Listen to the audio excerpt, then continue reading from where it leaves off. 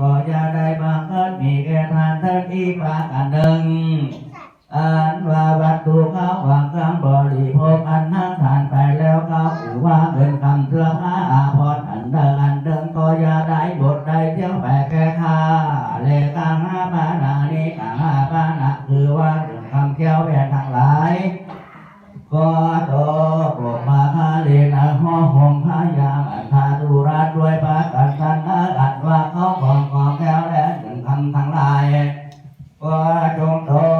ลงมาคาเลนะย้ำเงินของท่านก็มีด้วยปากันทันนั้นเดินส่วนว่าข้างบุญผลตายยังเดินก็ดีก็จะได้บางเกิดมีแก่ทานเทินพร้อมทางเข้าของเครื่องบริโภคอันเดินก็ดีก็จะได้บทได้เจ้าแปแก่ทานเดินสัพพะทานานิอันว่าทรัพย์สมบัติเข้าของทางมวลอันโต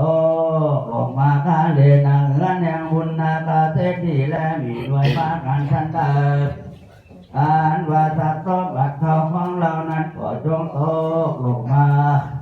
เนื้อยาวเงินของท่านก็มีด้วยปากการท่านเดินกัดกับมาวันคนบุญกายอันตรายทั้งหลายเป็นต้นว่าข้าบ่ตาบายถูกเมื่อ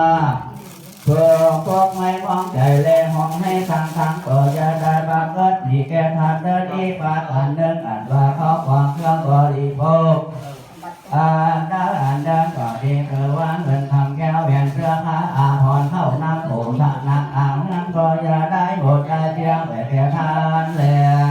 เกิดนานาวัตตามิอันว่าผลหน้าแก้วเจ็บปากกันตกลงมาควงบุญภาษาราษาหวังหลวงแห่งหายาเวสันดอนกังเมื่อที่ไม่สาเดชจากพาไม่เข้ามาในเมืองนาวันนั้นก็ดีด้วย